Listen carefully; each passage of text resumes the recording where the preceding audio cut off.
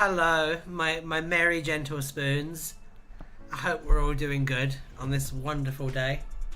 I hope we're all ready to embrace the heady thrill of gambling with none of the risk of spending any money, because it is not gambling. Let me repeat once again, this is not gambling. This is not gambling. This is not gambling. So now, welcome to TardisWiki Roulette. I hope you're all doing very good. Please remember to vote in the poll. Let's take a look at the poll. So far, the results on is RTD just trolling us are at 175%. Oh, we have a contrarian in our midst. My goodness. So, real talk, what's going on in the UK? Fires. The T stands for troll. Yes, indeed it does. Indeed it does. What's going on in the UK? So basically, there was a horrific murder of a bunch of kids, and the person who did it was like Welsh, but they were also of a non-white persuasion. So Nigel Farage and his band of fucking fascist ghouls decided to spread a rumor that they were a Muslim immigrant, and in doing so created a massive firestorm of violence all across our sceptred isle. So yeah, that's what's going on in the UK. It's pretty bad.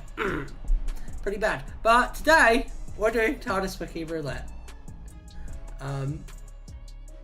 Is everyone broken, like, completely? I saw someone I used to respect retweeting about how the recent riots underscored how the complaints against Corbyn, etc. were just made up. Anti-Semitism wasn't a real problem in Britain. This is what actual hatred looked like. And then the very next thing retweeted someone asking if Toby Robinson was a Zionist asset. Yeah, everyone's broken, basically. This is broken most British people's politics. I think everyone is broken. General rule of thumb, if there's a form of bigotry, if there is a form of bigotry, just assume it's a big problem in the UK, and you're probably going to be right, essentially. That's a good rule of thumb I found. Didn't know this stream was happening, because I like to keep you guessing. I'm full of surprises. It was basically impossible to like get on Tuesday, and I felt bad. I wanted to do a TardisWiki Roulette this week, so I decided to do it today with very minimum notice, because I've been doing a lot of stuff in real life.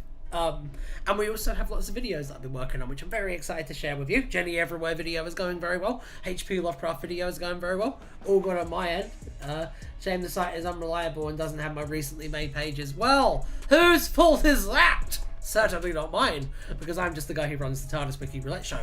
Should we look at the wheel? I think we should look at the wheel, don't you? Let's take a look at the wheel. Say hello to Alan, everybody! Well, I know the issue's been out of a hobby for a few days, fair. I don't know the context for the poll, but I agree.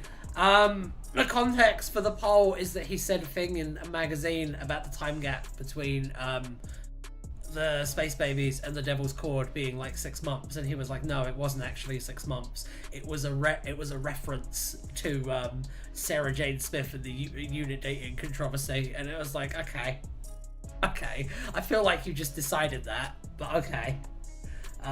Yeah, you know, just general silliness. I think it's engagement bait, personally. I think he's just saying a thing he knows we're all going to get incredibly angry about. And then we all click about it, and it gets more visibility for the show. Either that, or, I don't know, he was just comically wrong about something.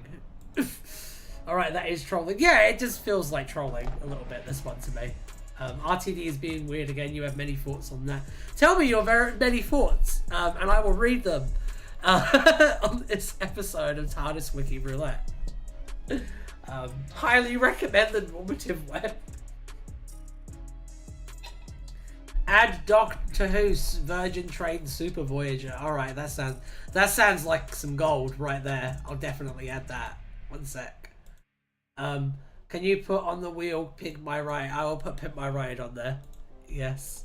I will, in fact, put Pimp My Ride on there. There you go. It's on there. It's on there. You can be assured that will eventually be chosen, and we'll find out what's going on there. Add Kronkburger, please. I think Kronkburger is on there, but I'm not certain that Kronkberger is on there. So I will put it on there, and it just means it has double the odds of getting it. Hey, maybe we'll get Jay Eels this time, because I'm looking forward to learning out who that is. Maybe. We'll find out. Just maybe. Could you add 33131? Yes, I could add 33131. Where have I heard that before? Where have I heard that before? That's not that. No, it can't be. It's not that cicada thing, is it? Sounds like it. 33131. Then add what? 1 second. 1 second. Add Maurice Ravel as well. I can do that. I can very much do that.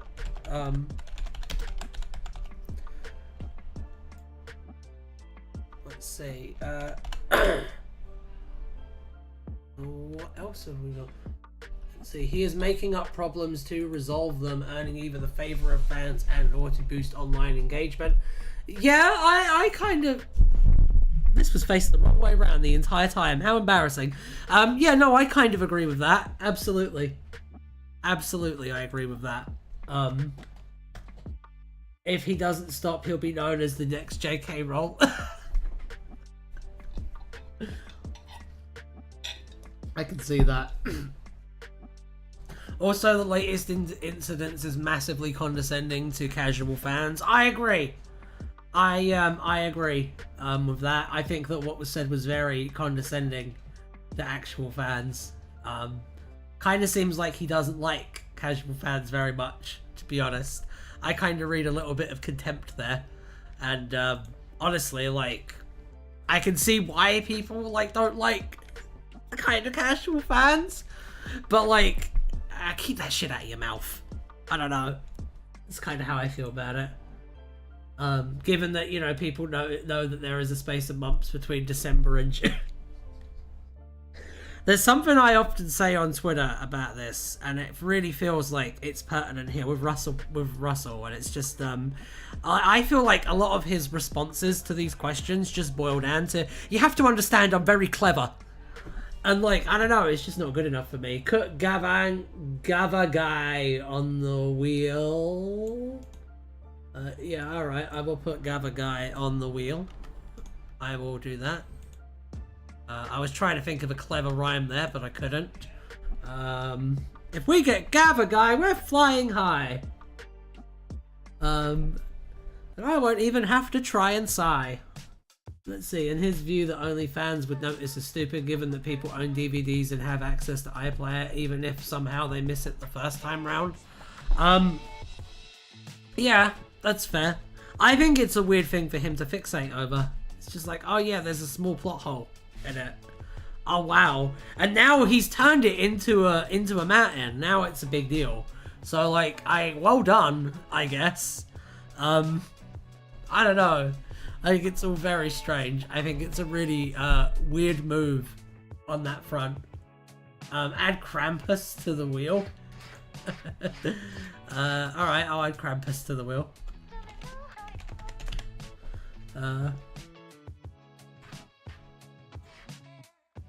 One day I'll tell my Krampus story, but not today.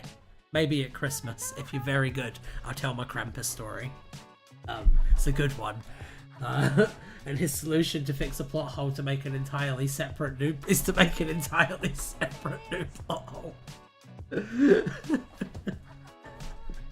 I know, like my headcanon for the unit dating controversy, the fact that no one can remember if it was the 70s or 80s, is just that everyone was just taking loads of drugs back then, so no one remembers. That's my headcanon, and I feel like that's a much simpler explanation than any of the ones I've heard. For why. Or it was a time wibbly, if you want to get a bit more Moffat about it, I suppose. Chief Mouser to the Cabinet Office. We haven't yet. That's like a real life thing, isn't it? Like the cat that lives in like Parliament or whatever. Yeah, I don't know. That sounds like a real life thing. It sounds like a thing that's ridiculous, and therefore is probably a thing that's real in Britain. It is, yes. I knew a fact. Look at me.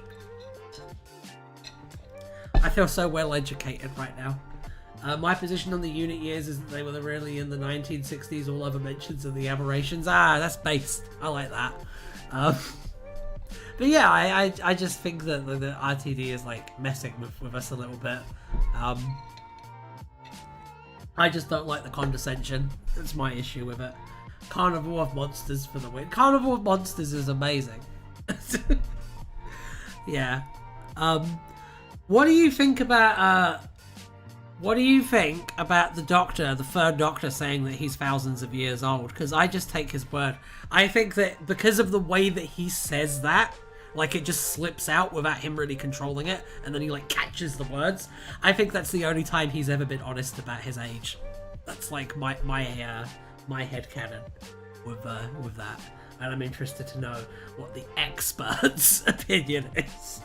It's actually souring my view on the new era. I know what you mean. Like, I hate the sonic screwdriver stuff. Yeah, Free was being truthful. Yeah, I don't know. It's just because of the way he said it.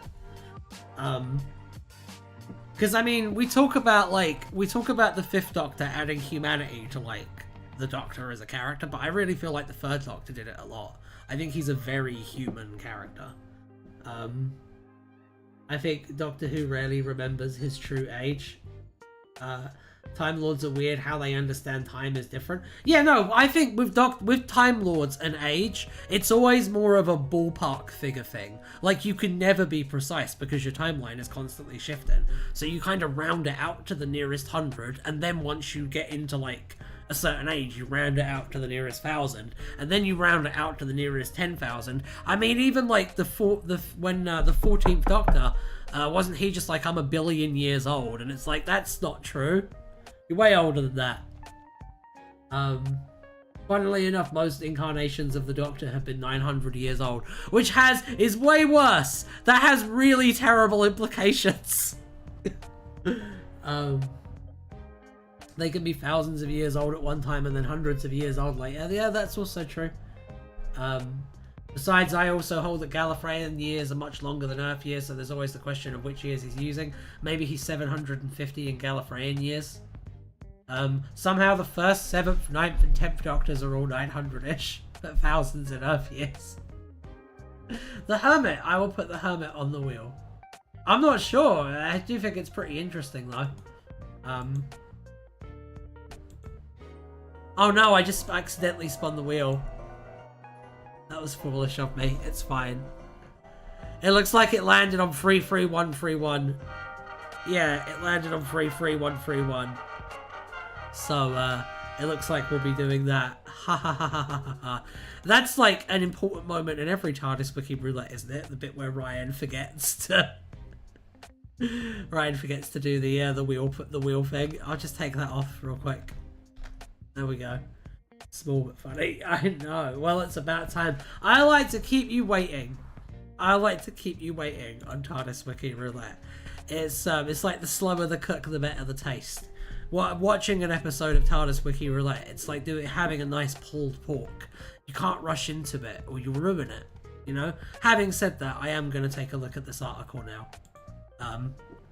33131. Here we go. Let's take a look. Very excited to learn about this number. Cannot tell you how excited I am to learn about this number. Just like actually frothing at the mouth, but not really. Oh no, I immediately navigated away. I guess we'll have to read the homepage instead. 33131 was a number. In 1790, New York City's total population was 33131. Fair. I don't know why, but I think this might be a rare miss from the TardisWiki Wiki roulette. Normally, this really tickles me, but for some reason, this time it didn't. I will, however, show you guys that. There you go. There you go. So that was our first term. I don't know why that one didn't get me. It's not an impugement on the page at all. It just, for some reason, didn't catch me, which is weird, because normally these do. But hey. The next one will probably do it. You know how these things usually work out. We have 33 entries on the wheel. My God. Right. Let's take a spin and see what wins.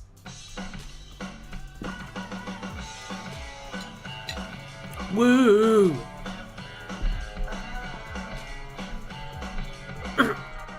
You've got to be honest with these. I am honest with these.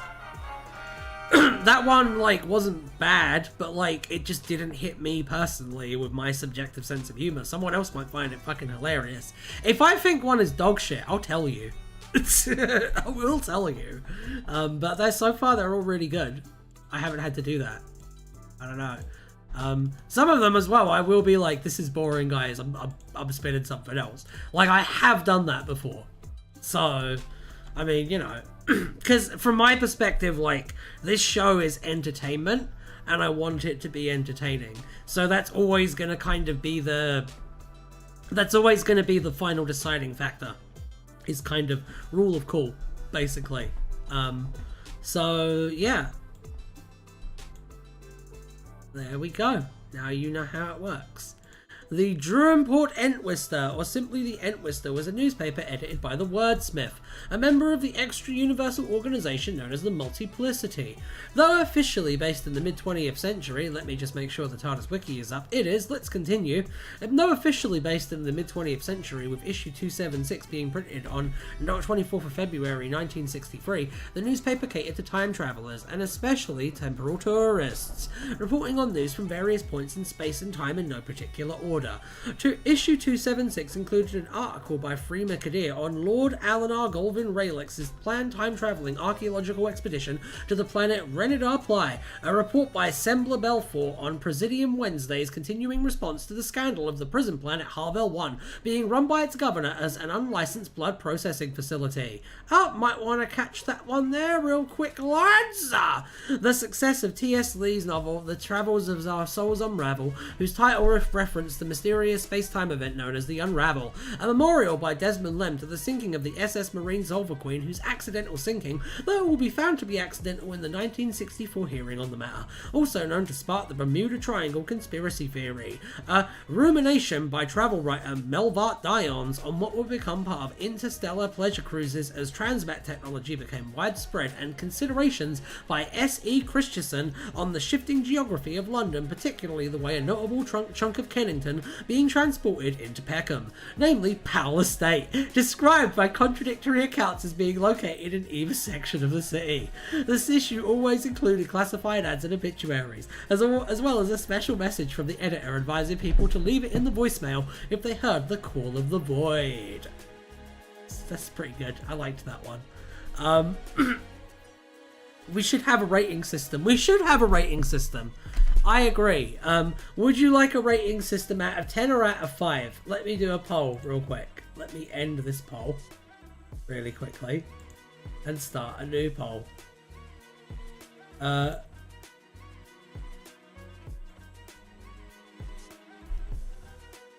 of 10 or 5.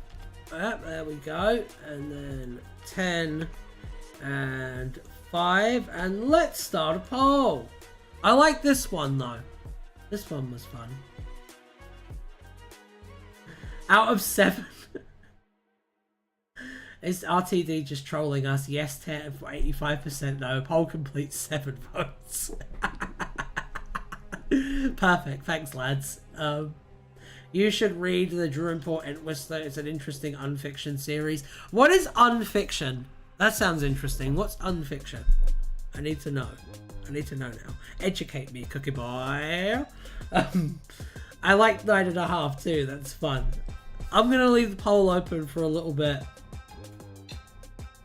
I would say that the short one that I did before, the 3-1-3-3-1-3-1, that one would probably be a 6 out of 10. Because even though I personally didn't vibe with it, it was well constructed and it was like funny. It didn't really hit my funny bone. Unfiction is fiction that is made to look real. Okay. Unfiction is when fiction is presented as facsimiles of non-fictional text from the fictional universe, e.g. in the universe essay, newspaper, website. Basically, friction is...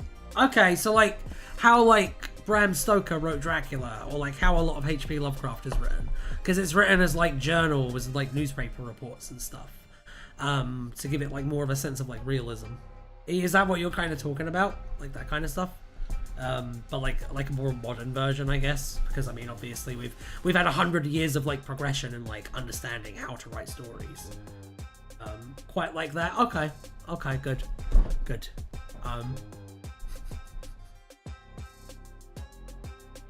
For this H.P. Lovecraft video, I've had to read books, so you're going to be seeing the dawn of Smart Ryan soon.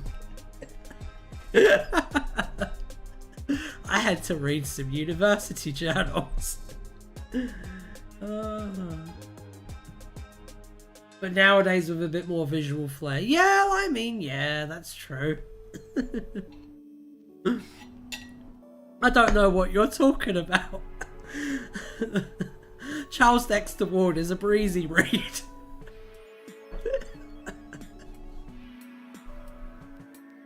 Everybody loves H.P. Lovecraft until they have to read H.P. Lovecraft. Oh, for those who are wondering, yes, there is a Boat-kun reference in this video. I go through all of the jokes that you're contractually obligated to make. You know, don't Google his cat, that kind of stuff. For context, the Drew Twist is presented as an in-universe newspaper. Oh, that's cool. Okay, that makes this all make a lot more sense. Oh dear. Alright, let's pop over to the wheel. I'm gonna rate that one a 7.8 out of 10 though. That was good. That was very solid. Robert W. Chambers is better than H.P. Lovecraft. True! The King in Yellow is much better written than anything H.P. Lovecraft ever wrote. Apparently he got less racist near the end of his life. True. Once again, a lot of it was due to the influence of his wife. Yeah. He was a self-described fascist though. So like, he wasn't that good a boy. He's an interesting figure. He's an interesting figure, that's what I'll say. And by interesting figure, I mean that he was objectively a bad person, but he also made a lot of good art. And yes, he did get better at the end of his life, but it doesn't make up for all the bad stuff he did. He still supported Hitler for a really long time. So, yeah. You know, but one of the angles of the video essay, and it is a video essay, I am like actually making a worthwhile piece of fucking content for once. It's going to be like 20 minutes long. But one of the points of the essay is looking at how like Doctor Who, which is very much a show that leans on more of the progressive end, is able to use the better of his tropes and kind of like not use the bad ones. Could you give Alan this suggestion, Saint Nick the Feast? Yes, I can. It's also going to talk about the fact that no Doctor Who story can ever be truly Lovecraftian, ever. But I will get to that. Didn't Lovecraft predict Hitler's actions before World War II? Haven't got to that. He hated air conditioning, really more of a European than an American. That is very true. That is very true. Which is funny, because he would have hated the UK. Oi, enough about his good opinion. Yeah, I'm not gonna be like airbrushing any of this, by the way. I'm not nice to him in the video. I call him like a pioneer of the incel movement. Like, I don't know.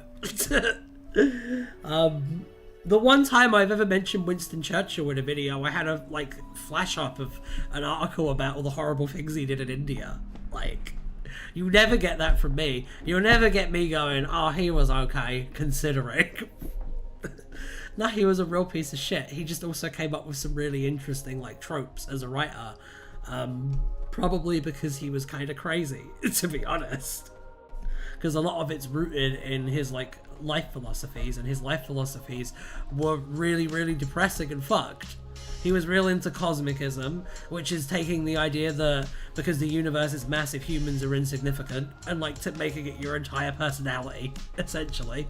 And fuck that, frankly. Funny enough, both Lovecraft and Hitler were talented artists. The gateway, be careful of artists. This joke. I tell you what, hot take.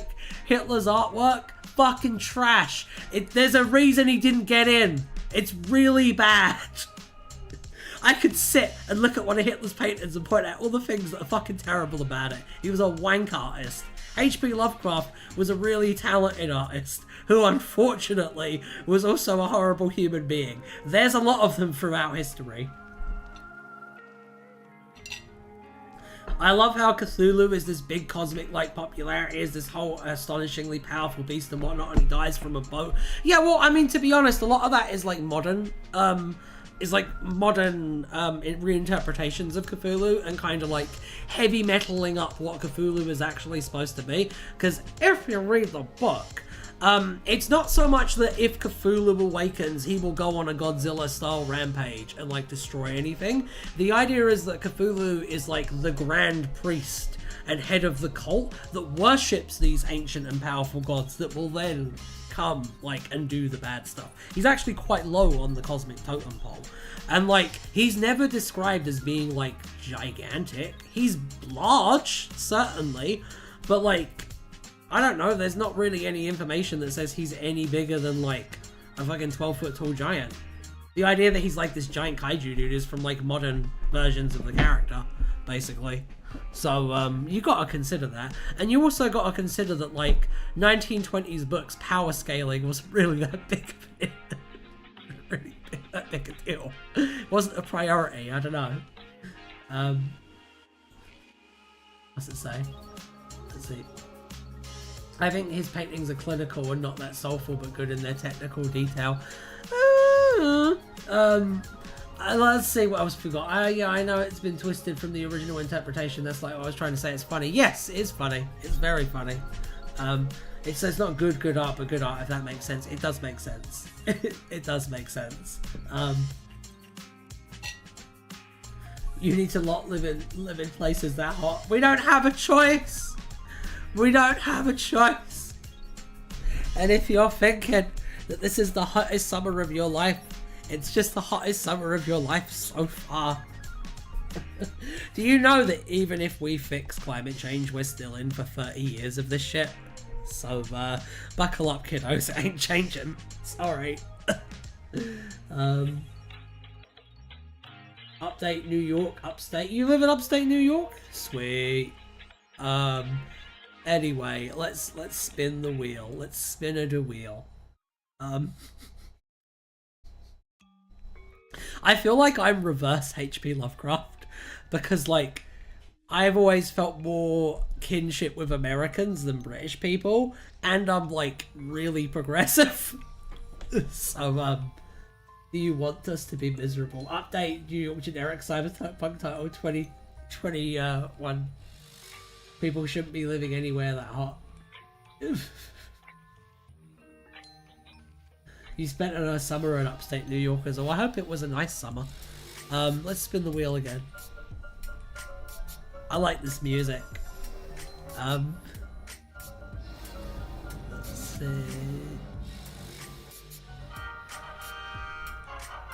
Apriritron. Nice. Speaking of America, by the way, what do we think about our new vice president? I like him. I like him a lot. Let's see. And stop confusing me with these evil F numbers. You Celsius like a civilized person. Oh dear. From what I've heard, he seems cool enough. Yeah, he does seem pretty cool.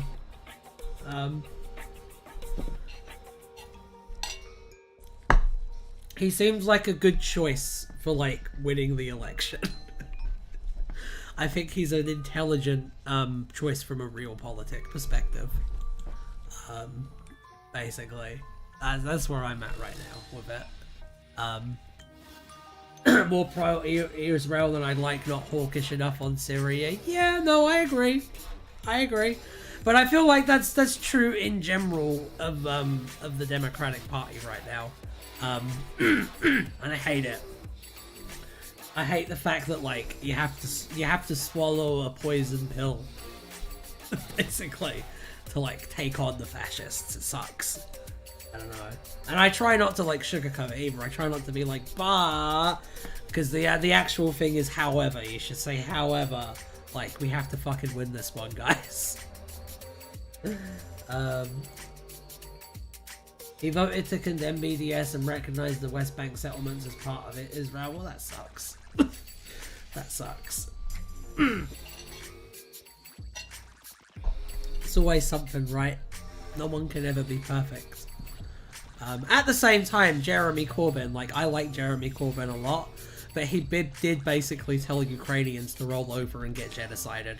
So, I mean, you know what I'm saying? Like, every single politician has one thing that's awful about them. Annoying that Shapiro was attacked when he was actually more moderate on the issue. I agree. I also think that if they went with Shapiro, we would have had a much lower chance of like winning. There's a lot more that the Republicans can like attack Shapiro on than they can on Tim Walz. What I like about Tim Walz is that there is nothing they can fucking get him on without conceding a policy position of their own.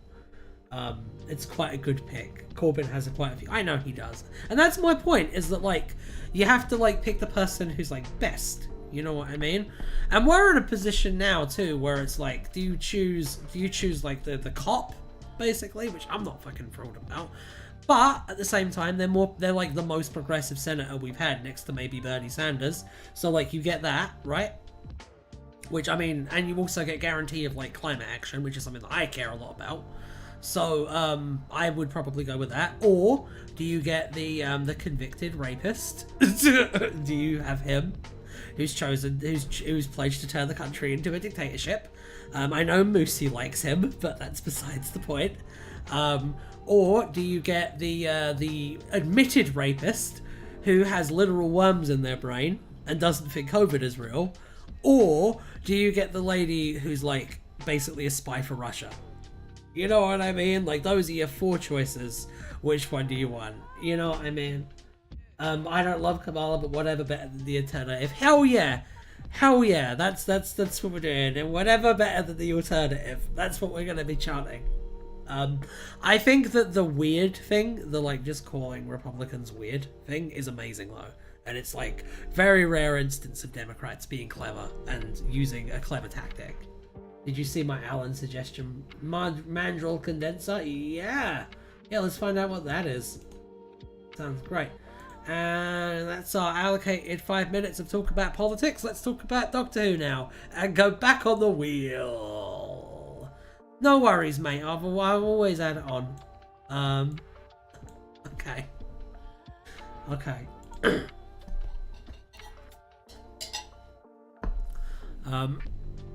Let's take a look. Hey!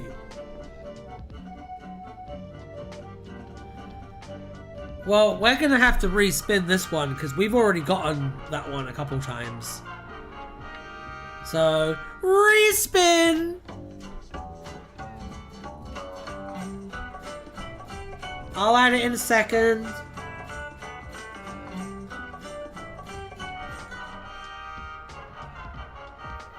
I think we did this one too, guys. I think we've got 2 repeat spins there. Did we do the Peking Panda Parts Company? We did not do I Prioriton. Oh! Well, then I'll add that one. 1 second.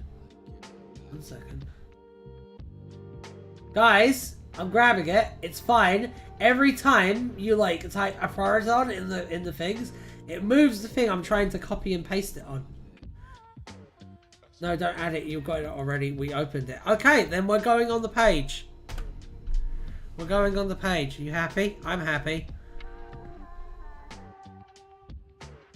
Because we talked about politics. I know! Well, you know.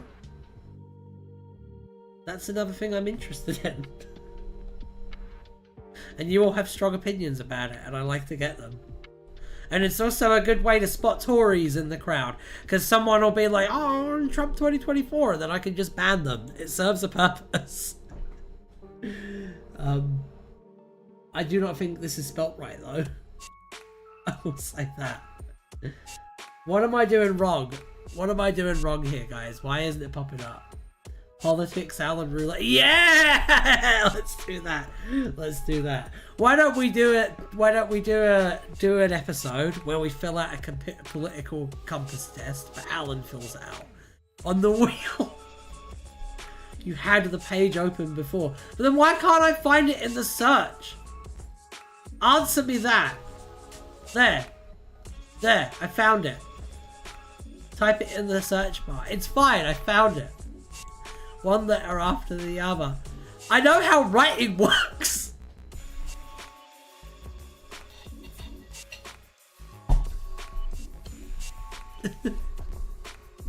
You're all being tremendously silly right now. But perhaps I am being silliest of all. Anyway, an a prioritron was a component of TARDIS's. Marnell mentioned the a prioritron was one of the important parts of the Doctor's TARDIS that wasn't working. Upon entering the War Master's TARDIS control room, the 8th Doctor noted that the a prioritron and the randomizer and the safety locks were still operational. In philosophy, something a priori can be known without sense experience, coming before experience, as contrasted with a posteriori knowledge, which is gained through interaction with the world. These terms are central to Immanuel Kant's pursuit of synthetic a priori knowledge. A priori knowledge which is not based on the meaning of the words in the statement, e.g. all bachelors are unmarried, would not qualify. Etymologically, the suffix "tron" refers to an instrument or device things once would typically use in the formation of a posteriori knowledge, rather than a priori. Cool. I'm gonna say that about 12 blokes in Oxford would read this and go, that would be my rating of this one. And after all that fuss as well, right, let's spin the wheel again.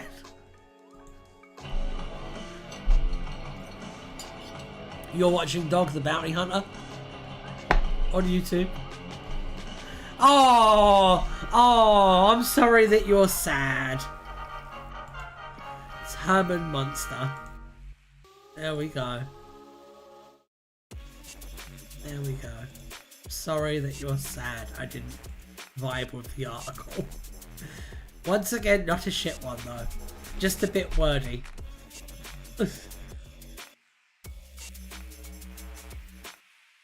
Peak Doctor Who lore. Error creating thumbnail is indeed peak Doctor Who lore. You spun Peking Panda already. Did I? Oh no! Alright. Peking Panda Arts Company. Okay. Easy enough. Easy enough. The Peking Panda Parts Company was the toy division of the White Peacock Syndicate. It created My Chinese Pal toys using small plastic boxes and brain tissue from 10-year-old Chinese children. The fuck? The toys were interactive and could ask questions about friendship and the Opium War.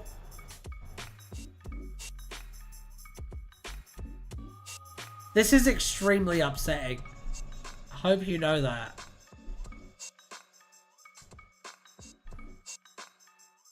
Whose idea was this? Whose fault it? Oh!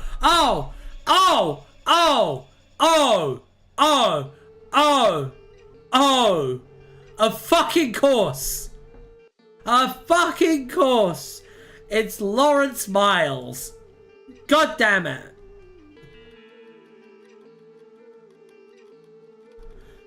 Okay. Why is the time traveling son of Fu Manchu?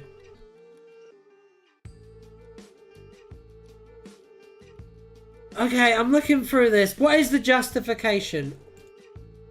What is the justification for this? Why Why is there... Well, why? Can someone just explain it? Why do you hate free... Fuck off!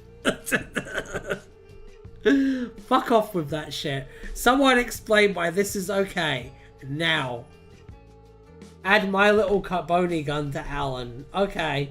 We have done it before, but I also find the My Little Pony gun page delightful, so I will add it to Alan. It's fine.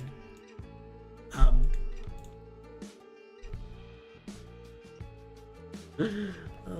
dear. You already did that one in the first stream. We're doing a throwback, lads!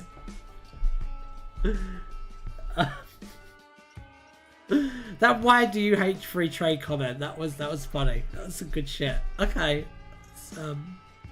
Let's go. I support free trade in the sense that when someone says, hey, let's do a trade, you give me this and I'll give you that, I go, nah fam, give it to me for free. That's the kind of free trade that I support.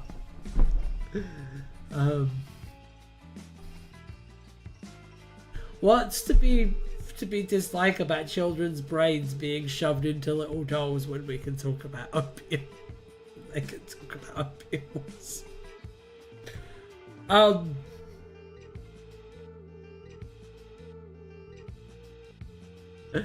The character calls himself the son of one of his era's foremost racial stereotypes. It's edgy, but not like evil.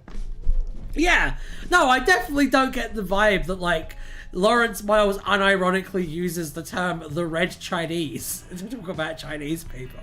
I'm not saying that. I'm saying that this is like stupid and misguided. You know what I mean? It's kind of like what we all assume now we'll see the real you is. We just assume that Chris Chibnall was just fucking dumb. It's kind of like that. Hey, that's the other of FNAF. What is FNAF? Exactly. Can someone explain what FNAF is? Because I keep seeing that. Is it the Chuck E. Cheese thing? And it's the scary animatronics. Is that what FNAF is? I meant to say Five Nights at Freddy. You say that like I should know what that is. Okay. It's the scary Chuck E. Cheese thing. Okay. I know what that is. It's the thing from the memes. It's the thing from the YouTube thumbnails, the videos that I don't watch. FNAF is a game with little animatronic mascots that jumps at you, and the haunted animatronics are being possessed by dead children. That sounds pretty fun. I forgot not all of us are terminally on. Yeah, I'm shockingly normal. I'm kind of like halfway between like terminally online and just like Yu-Gi-Oh! Six-pack. Basically, I'm kind of on the midpoint.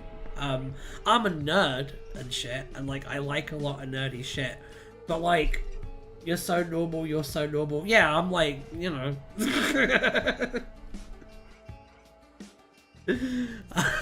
I quite like the new Batman series, Cape Crusader. I enjoy that.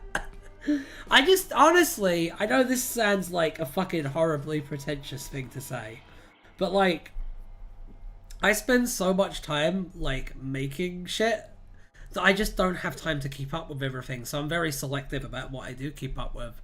I've been playing Mass Effect Legendary Edition lately in my free time. Been having a lot of fun with it. Oh god. I literally, yeah, like I've been rejected from fandom circles for being a fucking normie before. Let's see, Tardis. You can't like it, there's people with different body types and gender bent programs. It's woke, left oi. It is woke. It is woke, because it acknowledges that rich people are the fucking problem, and I love it. I love it. It is. It is actually kind of based, as a lot of the recent Batman stuff has been. One of the things I loved about The Batman is that it acknowledged that there were systemic issues in Gotham. Jesus, FNAF came out in like 2004. Fucking hell, man. I don't know, it's just very separate to it. How much have I missed?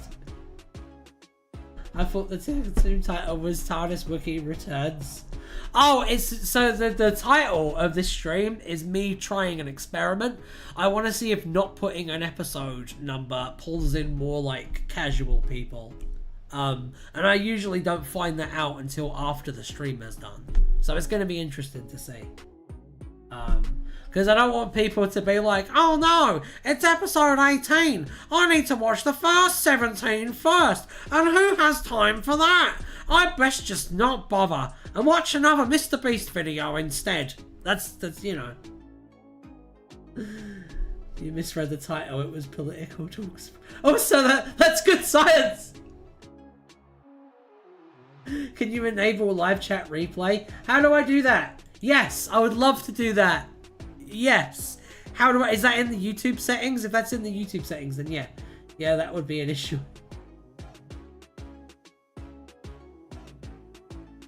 Probably a good idea. Yeah, alright. I will do that. I will enable it in the thing. I was hoping you would know. I know a shocking amount about like analytics and like how to like make videos for like specific audiences and shit. But like I'm terrible at the tech stuff. I'm fucking awful at the tech stuff. I'm just like a pretty decent marketer. That's all. Technically we can see it in the chat overlay. Yeah, that is like why I put it on there. I put it on there so that like people can see what I'm interacting with and when I'm reading and stuff. But yeah, it is a bit frustrating to read. For pulling in new viewers, numbering them is better for us. Well, I mean, how about this? How about I stream it as TardisWiki Roulette and then I immediately change the episode number? How about that? Because I'm fine with doing that. And you know, I have been pulling in new viewers lately. Like, we have been doing pretty well on the Roulette. Wait, did you Russell T. Davis us? No! No, this is episode 18. I did not. I'm not rebooting the show. Oh, good idea. Yeah, I will stick the number in it. I will. I'm not. If I stream, then this will just be for like when it's live to pull in new live people. By the way, liking the stream equals very good. Yeah, please like the stream, people. Please like the stream and like hit the notifications button. It's incredibly helpful to me. It takes you a second and it boosts me a lot. Thank you. Thank you. You know, I got accepted into the YouTube partner program not too long ago for the 3,000 hours of watch time, and I'm trying to get the 4,000 hours of watch time. So, you guys are getting me real close.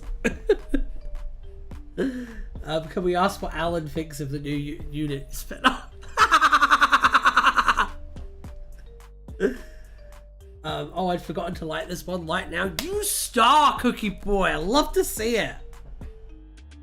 Do I watch this first or the Christmas special?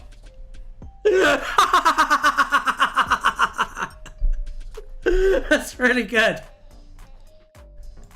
That's really good. I like that. I like that. I like that a lot. I'm gonna bring Alan back up. We'll spin a wheel real quick and get enough result.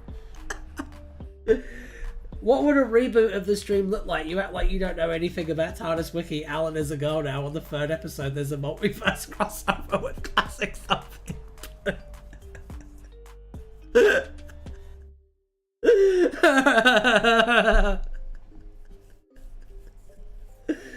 Oh dear, yeah. One day you're gonna pop this on. You're gonna pop this on and it's just gonna be like Katie Haynes sitting. It's gonna be fucking dumb.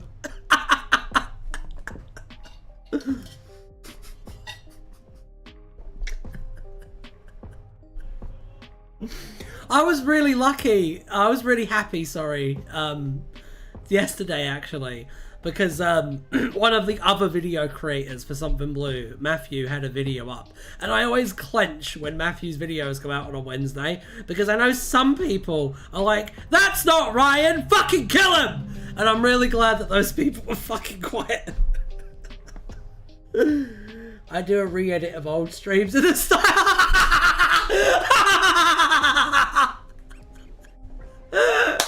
Oh, that's really good. I really like that. Alanus. Did you do Herman Munster? I didn't! Shit! We did skip over it. Oh my god. Good catch. Look at me acting the fool. Sitting over a fake fire, quietly discussing your feelings. To be fair, I tried putting a stream edit out of a Tardis Wiki stream, but I just got cyberbullied on it. So that didn't work.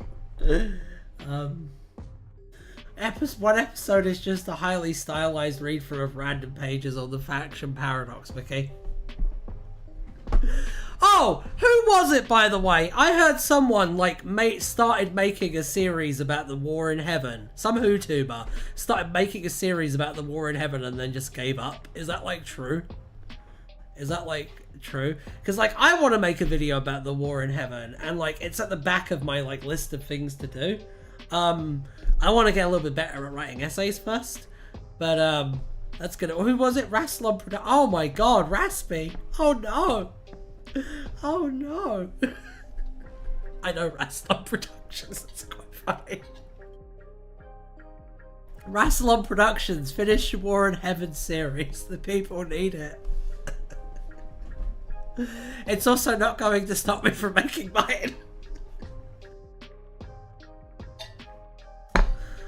He's a good lad though. He's a good lad though. You should go and subscribe to Rasslon Productions if you haven't. I think the War in Heaven needs to be a more long form video. Me too. Me too. That's why I haven't done it yet. So like I kind of feel like it's such a big subject and it's so like overarching that I need to level up my video making skills like first before I even attempt to take it on. That's why I'm doing like the HP Lovecraft one, and I'm gonna start doing more stuff like that. I already have some interesting ideas for other essays I'd love to do. I'd love to do one about Mary Whitehouse and like Doctor Who's relationship with censorship. Yeah, I want to do more like I want to keep doing lore stuff, but I also want to do more like conceptual stuff as well. Kind of like big thinky kind of shit. Because I got some ideas that I think would be pretty interesting. Actually, I myself began to make a War in Heaven essay video, but became an official Faction Paradox writer before I finished it, and then it seemed gosh, oops. Whoops! Ah, dear. Can't wait until the last great cosmic time war.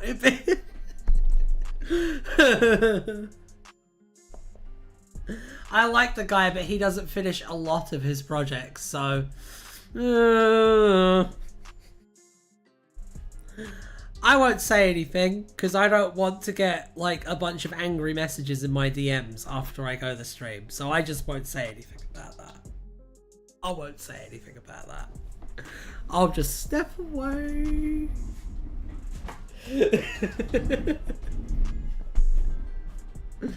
Oh dear. No, subscribe to Rasslon Productions, everyone. Let's go. Let's see where we're at now. Yay, burnout. Yeah, I know. I know, it happens to the best of us, man. It happens to the best of us. I feel like the 60th broke a lot of the fan creators. I think a lot of the like fan audio creators, the 60th fucking destroyed them. And someone one day is gonna write a book about all of the crazy drama that went on behind the scenes in the 60th like fan creator community, and it's gonna be like an insane book. And it might be me. It might be me. That wasn't meant to sound negative. I know, but you know, tone is difficult to read through text. But he's all right though. He's a good lad. He's a good lad. Let's see. Herman Munster. We're on that now, right? We're on that.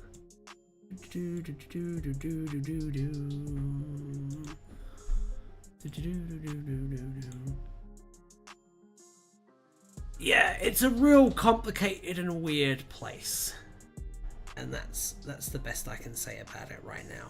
Unfortunately. One day I'm sure I'll say more, but not today, because we're doing TardisWiki Wiki Roulette. And so much of these streams are about the wiki pages and not just vibe. Yeah, exactly. Like, there's a certain amount of vibes. It really depends on how I'm feeling that day, to be honest. It's like a mix of vibes and, like, doing the wiki. You know what I mean? But one thing I don't want is, like drama. Especially with regards to, like, other creators in the Whoniverse. Unless someone's, like, an out-and-out, like, racist and shit. You know what I mean? We're doing TardisWiki Wiki Roulette. Not today. Not today. Alright, let's have a look at this one. Herman Munster was Grandpa Munster's son-in-law. This was the subject of a question from Agent 21 in a quiz. Herman Munster is a character from the Munsters, including its related comments printed in TV Century 21.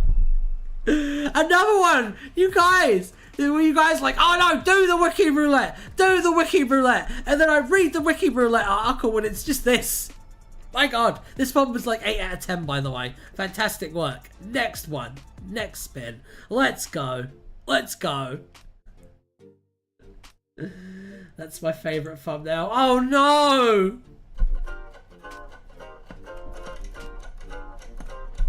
Yeah! Oh no! We already did the map of the spiders! Oh no! Time to talk about vibes for another 20 minutes. I spin the wheel. I spin the wheel.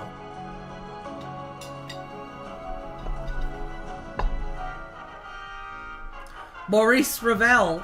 Let's find out about Maurice Ravel, everyone. Is everyone excited? Because I am.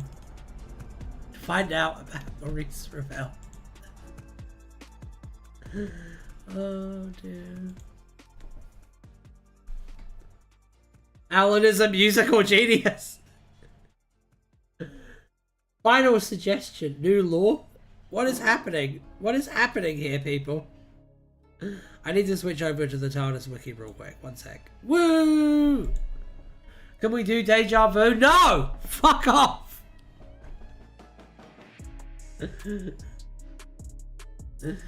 We already did it! Okay. Whoops, wrong variant. Yeah, you popped into the wrong universe. Final suggestion, eternal return. Okay. I will do that.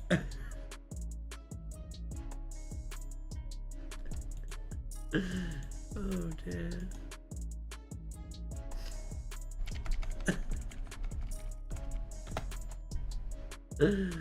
Oh dear. It's alright. Maurice Ravel was a French composer whose most famous work was the Bolero. At one point in meta time, his name was rewritten into Maurice Unravel for mysterious reasons. It's good. In the 1890s, he came to London from Paris on the persuasion of Luigi. He had previously received a present of a watch bearing the Pridonian seal from the Doctor. Shortly before the start of the performance, he met with George Lightfoot outside an illusory world. Lightfoot saw him hanging from a gibbet. He told Lightfoot that he was being drugged and dreamt of the world and before long he was constantly there. He managed to stop the imposter by shutting the piano lid on him. I think it would make display better if you made your browser window either larger or smaller. Probably. Hang on. Hey! No, wait, let me actually fix that real quick. That's not bad, right? Is that a bit nicer? Hope it's nicer. Because you're stuck with it. Let's test it out.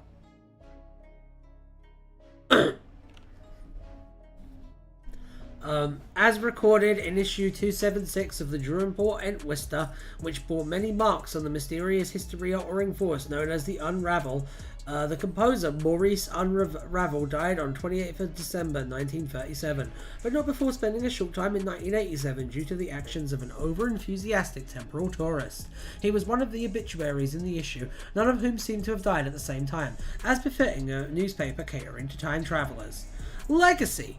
While fighting off the cold in Foreman's yard with the help of the children of Cold Hill School, the first Doctor realised the entity was weak to sound and ordered the children to use the derelict organ to set up a roundelay effect, something like Ravel's Bolero. Zack had never heard of it, prompting John to tersely inform him that Maurice Ravel was a French composer, and that the Bolero was his most famous work. The Doctor cut their bickering short, clarifying that anything simple and repetitive would do. Ravel's Bolero was one of the musical tracks recorded in the computer system in the Walker Expedition's base in the 43rd century. Cool. Ooh. I'm a French composer. Look at me, I'm Maurice Ravel. I made Bolero. Alright, let's spin another one, lads. What? Oh my god, thank you. Where is it?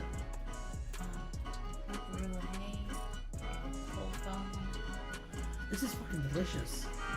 Thank you. I just got handed a fun drink by my wife. J Eels.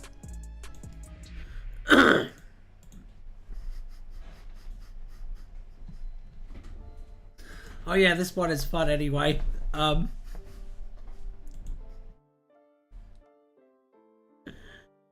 dear.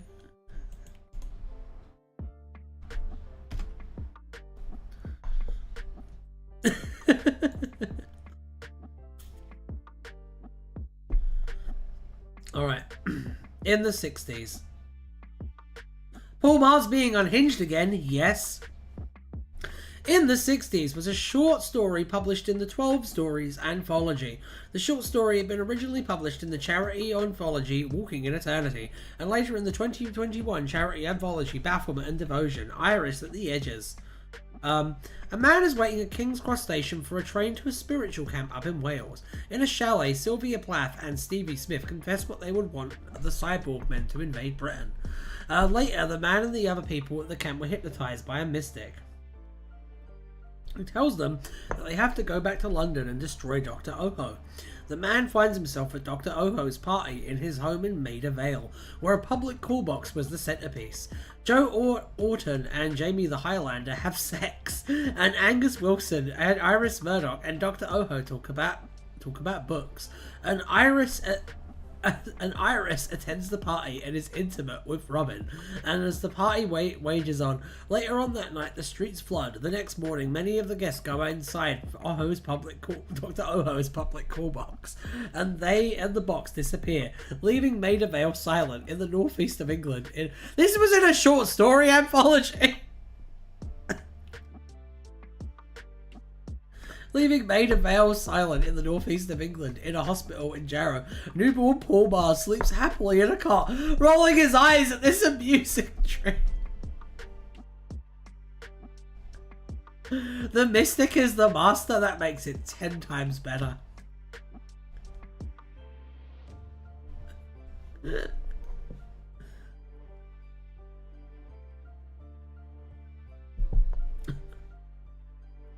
I love Paul Mars so much. Can we just have Paul Mars, I don't want him to be showrunner of Doctor Who, but can Russell give him a spin-off?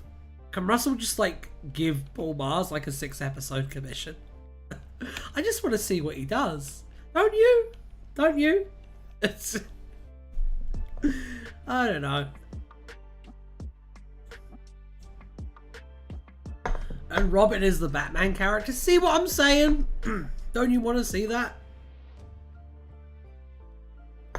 They should let Paul Mars do the next Christmas special. Yeah!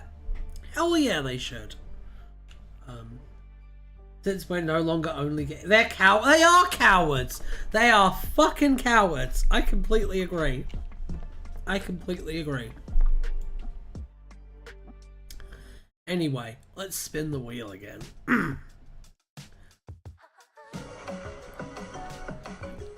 Yeah!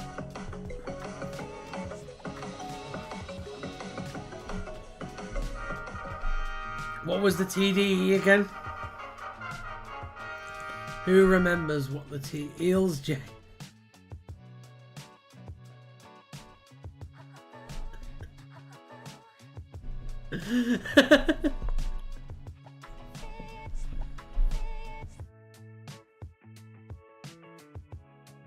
Mars has joked about asking to write for the show and RTD rejecting him completely. So either we're getting him in the next season or two, or we're never getting... That's fucking really sad.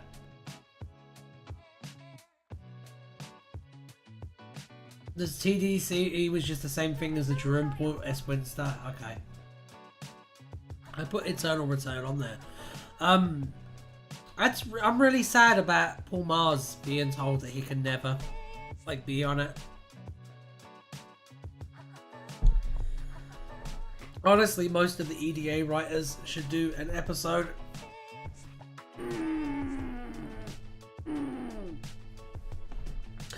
Have you ever thought...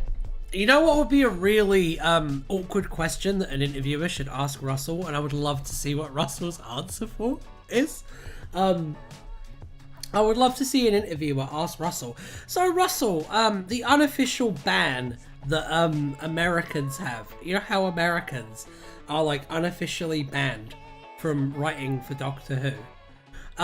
Doesn't that technically mean that African Americans are banned from writing for Doctor Who on the TV? And I would just like to know why that is.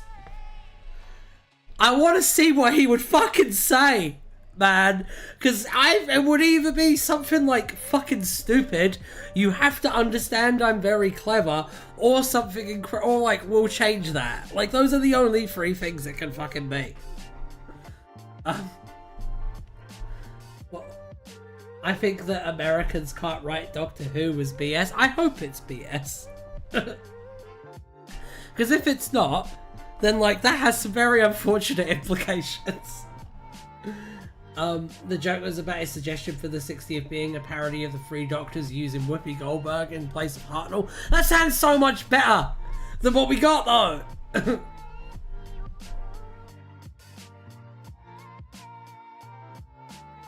So Mars wasn't entirely serious.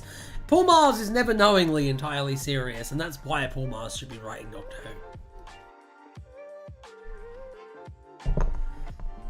Who. I like my two favourite tones of Doctor Who are either when it's like a Douglas Adams-esque like clown show, as Paul Mars is like the master of writing, or when it's incredibly bleak, depressing, and terrifying. Those are the two types of Doctor Who that I really like.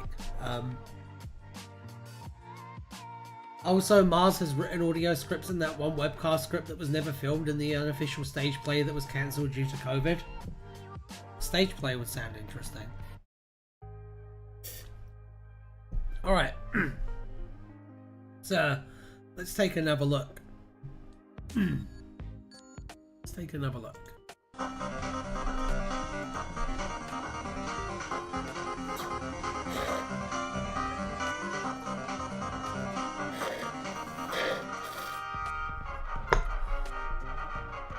Can I help you? Short story. Let's find out. That drink was fucking great, by the way, Felicia. I loved it. I loved it very much. I am not entirely sure where the no America. I can tell you where it comes from. It comes from Joe Hill, Stephen King's son. He asked to write for Doctor Who, and he said that they told him, we've never had an American write for Doctor Who, and we certainly wouldn't start with you. So that's where the idea that there's like a ban, an unofficial ban, is in place, like, comes from. And to be fair, like, he's not the kid of Stephen King, he's Joe Hill. Like, he's done enough work, like, on his own at this point. So, like, he's Joe Hill, you know what I mean? He changed his name specifically to not benefit from, like, nepotism associations, like with his dad and shit. Orman specifically didn't want to write for RTD1. Well, I mean, I respect that.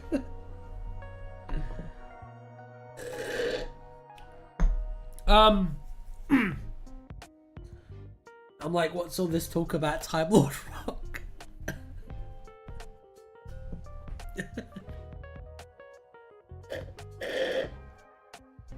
Oh, the foam is addictive. It's like crack. It's very Moorish. Alright, let me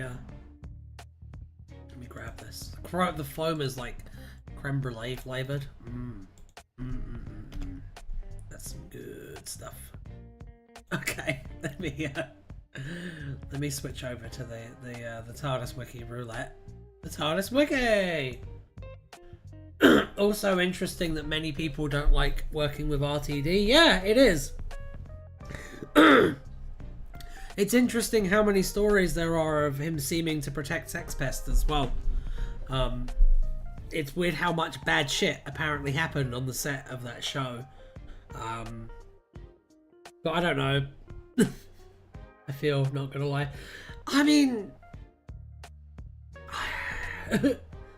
it's so fucked. I don't know, it's really fucked. And I think what's most fucked is this... There's this weird idea among Doctor Who fans that I am constantly railing against, that there's certain things about the show that you're not allowed to criticize, basically.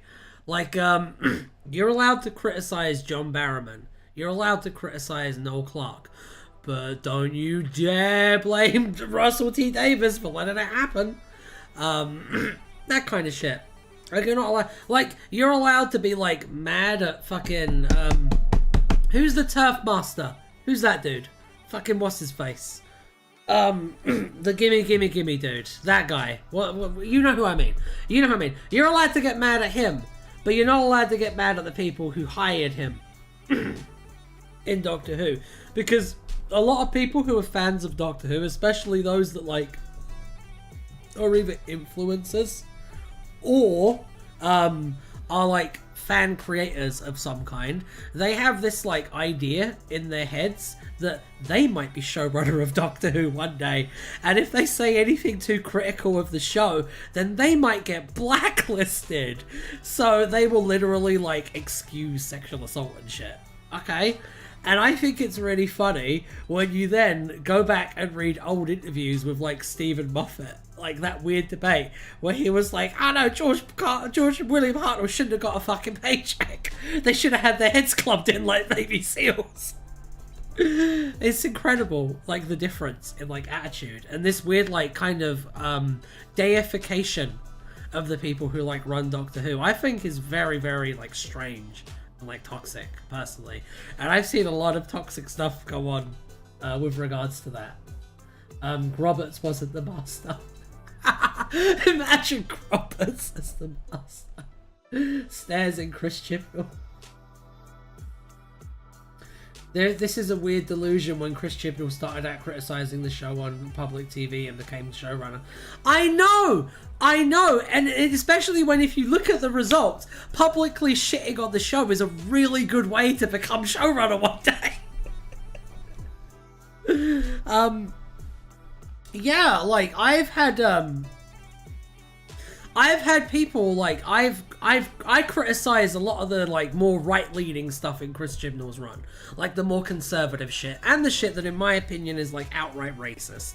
Like the Now They'll See the Real You scene is outright racist, and when I called that out, I got fucking angry messages for it.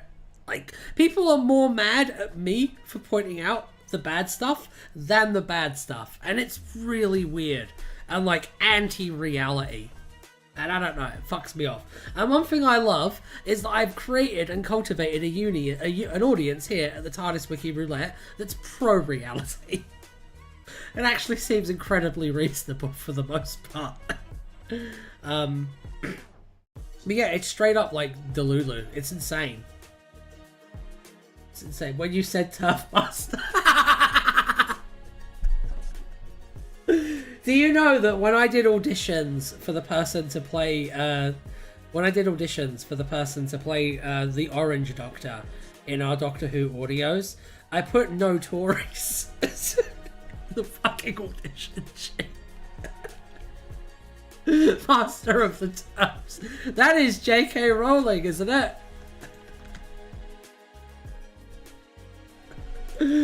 Oh Oh dear. Right, let's take a look at this. Can I help you? Was a short, hot story printed on a t-shirt intended to tell part of the Time Lord Victorious narrative. The Lesser Order of Oberon offers contracts for killing individuals, and it explained how these contracts function. The Titan merchandise values it as a t-shirt so unique that it tells one very important piece of the Time Lord Victorious narratively. I think this is really fucking stupid. But what about UKIP? What about UKIP? Oh, I get what you're saying. I get what you're saying. Like if someone's a kipper, like they're like, oh, I hate the Tories almost as much as I hate immigrants. It's someone like that.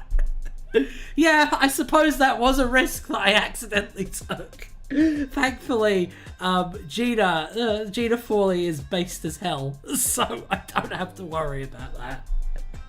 New Orange Doctor coming soon, by the way. When this shirt came out, merchandise was not allowed to be a valid source of open. Oh no! So like just an important part of the TLV series was invalid. Oh dear. Oh dear. So, I made my criticism of the fans before. Now I'm going to make my criticism of the creators. Does anyone else think it's a little bit weird and kind of fucked that, like, the Doctor Who license is so, like, aggressive towards, like, the Doctor Who tubers? Like, Mr. TARDIS and Davis, like, have both had so much trouble getting their videos cut together because they get, like, hit by hacked to pieces by, like, BBC copyright. And I think that's really, really, really, really fucking funny when the person who runs Big Finish and the person who runs Doctor Who both literally got their starts writing fanfic. Talk about pulling the ladder up. My God. There you go. There you go. I punched down, kinda. More punching sideways, because a lot of the people I was criticising are fucking contemporaries. Now I've punched up. The BBC nowadays is trigger happy on YouTube. Yeah, and I think it's really destructive to the Doctor Who brand. I think that they had an opportunity to kind of reach across and kind of collaborate with their content creators almost more than any other like IP has the opportunity to, and they fucked it. It's kind of where I'm at on it. And it is even more ironic. It is ironic. It is ironic because, like, the fan creators want this. Like, they're begging. They're screaming and begging. They're telling people what they want. And yeah, it's just shooting themselves in the foot. It absolutely is.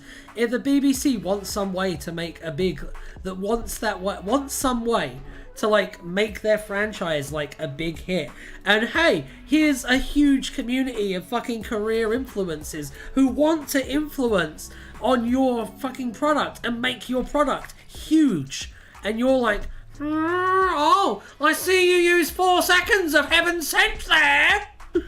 It's unbelievable. Absolutely unbelievable. Completely fucking stupid. You can do it without abusing the YouTube copyright system. You have to defend your IP or you lose it, but you know, they can be less aggressive. There is a balance. Speaking as a YouTuber, I never get copyright claimed as well. I know exactly how to do it correctly, and I do. I'm clean as a whistle. But so many of these people, like, they make their video and then they have to upload it like fucking 15 fucking times because of like how the system is. It's insane. It's absolutely insane. Plenty of places with actual damage and copyright infringement going on. I agree. They never seem to go after the reaction people, and I think that's really interesting too. I know a certain website with every episode is still up. Yeah. Obviously, you have to, like, protect your IP, but part of protecting your IP is, like, that stuff now. Like, that's just an aspect of managing an IP in the 2020s, is that you have to understand that the relationship between, like, the people who control the IP and the people who... Most people get their opinions on the IP from has to be symbiotic. Otherwise, you get a fucking Star Wars situation, and no one wants that. Yeah, that's kind of where I'm at with it as someone who's kind of neutral, because I generally don't get like issues with BBC copyright. Like I don't know. For some reason, they just ignore me. Maybe it's because my cuts are all 2 seconds long on my actual videos, so they have to actively decide to take down the claim. Yeah, no, it's really bad, guys. It's like really, really bad, and it is actively damaging.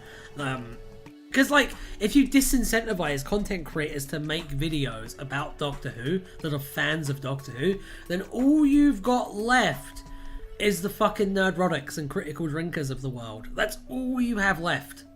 Like, they're the only people who can seem to get away with this shit, and that's insane to me. I don't know. Anyway. Let's, this reaction content is all 2 second long clips, but they're almost always the most important clips. Let me take a look here real quick. I was talking more on like other platforms and stuff with regards to copyright protection. I haven't watched any reaction YouTubers here. Can we spin Alan? No. We're talking about copyright. Yeah, I know. I'll spin Alan like 2 more times because we're almost at the end of the stream, and the end of the stream should be filled with Alan spinning. So let's do that.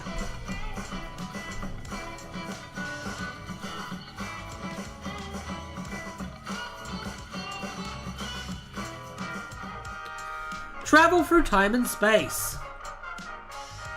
Didn't we did this before? Oh my god, that one didn't count.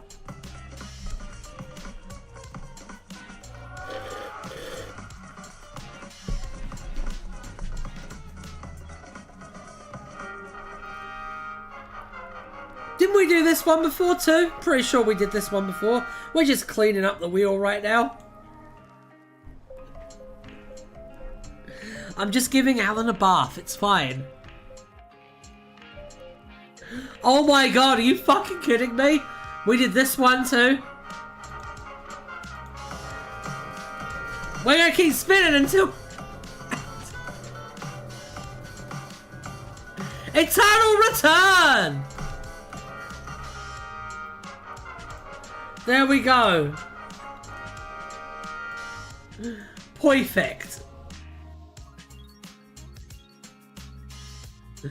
There we go.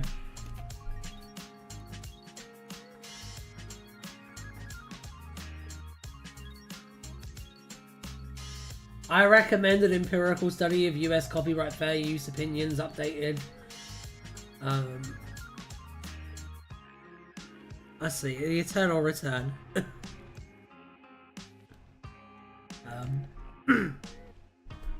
Let's go.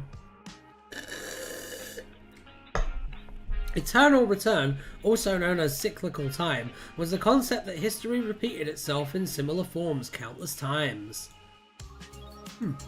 By some accounts, this was how Gallifreyan history and also time generally functioned. Indeed, the same patterns turned up all over space-time, which explain the similarity between Haitian voodoo and faction paradox. Another example was the similarities between the life stories of the Doctor and the Devil, which were so great and some cultures believe them to be one and the same. By one account, the Doctor's time stream was an eternal recursive spiral in the ocean of time, which branched off into the new selves. Through this, the Doctor had far more than just 13 lives. An ancient Gallifreyan proverb stated that time moves in circles, which was literally true due to the shape of time being a curled spiral. The Pythia, originators of the proverb, believed that reincarnation existed on Gallifrey before regeneration. By some accounts, regeneration was introduced with the invention of looms at the end of the intuitive revelation. This artificial nature of the loom boom created a timeless stagnancy in Time Lord culture, which saw little change in the following millions of years due to every generation being made from the same template. Every generation of Time Lord society initially possessed the spirit of ambition towards a golden age of progress, which eventually faded as Gallifrey fell back into tradition and change was forgotten before the pattern repeated. Ultimately, the society into which the first Doctor was loomed had the same structure and institutions as society which Rassilon established 10 million years earlier. This pattern would continue beyond the Doctor's lifetime, even the final generation of Time Lords, the children of Kasterborous, being said to fit within it. Even monumental events such as Gallifrey going to Time War seem to be caught in this repetition, with aspects of the ancient Time Wars bearing notable resemblances to the Millennium Wars and War in Heaven. Some time travellers would notice that they sometimes repeated the exact same events in different contexts. Also, Shadow of a Doubt actually heavily implies the events of human nature happen to many Doctors, not just 7 and 10. That's interesting. You have a new Bible idea? That's interesting. Tell me about your new Bible idea. This is similar to the audio dramas Shadow of a Doubt, reconciling both versions of human nature, but I think that's technically time being rewritten. Read the comments in order. No! No! I want you confused. One more spin, guys. One more spin, and then I'm gonna bid you adieu.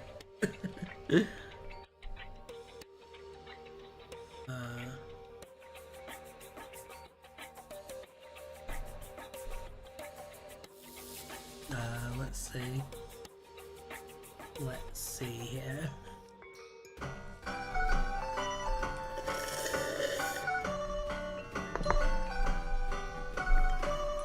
Perfect. What a fucking perfect thing to land on for the last spin. Absolutely incredible.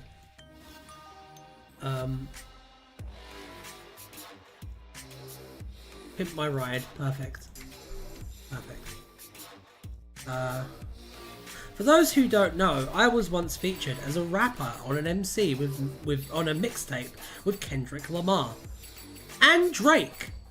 I'm not fucking making this up. Feel free to try and find it. Here we go. Here we go. Pimp My Ride. Let's look up Pimp My Ride.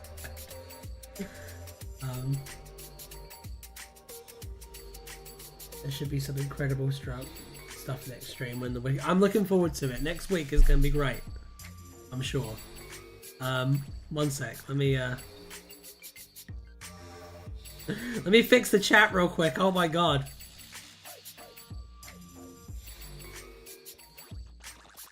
Oh my god. I wrote a page on Catwoman which had wild lore, but the page is suddenly currently missing due to some technical difficulties. It's cool. Next week is hopefully when the Jenny wiki goes up. Next week is when the Jenny video goes up, so that should be pretty exciting. I'm looking forward to that. Right. Let's look up Pimp My Ride. Oh dear. Alright, the 11th Doctor once referred to the process of transforming Bessie into a monster truck as a Pimp My Ride makeover. On discovering the Sea Devils had augmented Ji-Hun's pirate ship with advanced technology, the 13th Doctor remarked, "You really pimped his ride." She wondered if people still use that expression. They do not. Yasmin Khan reminded her that in 1817, long before people would. Behind the scenes, Pimp My Ride was a television program that involved changing old cars into something completely new. This would have been an antiquated reference in 2022 when Sea Devils was broadcast, showing that the 13th Doctor is out of touch with 21st century popular culture, while also bringing levity as an out-of-place anachronism for the episode's 19th century setting. You have to understand I'm very, very clever. Should I prioritize helping? I don't know. Prioritize whatever you want. But yeah, no, Jenny Everywhere video is coming next week. This should be a lot of fun. It's just I noticed that there's no like who is Jenny Everywhere video. That's just like an overview of like who the character is, what makes them unique from like a legal perspective, why you should check it out, why it's actually kind of really important that a character like this exists, from my opinion anyway. It's just that. It's like a brief overview. I'm not going to get too deep into the lore. I'm not going to get too deep into anything. It's just a good like primer, basically. you'll go, no, I can't wait. I'm gonna have a good time. There may be a Who is Jenny Everywhere comic soon. Awesome. Awesome. I can tell you're all really excited, which makes me excited too. And I look forward to checking it out. But for now, I must bid you all goodbye, for it is the end of our time together.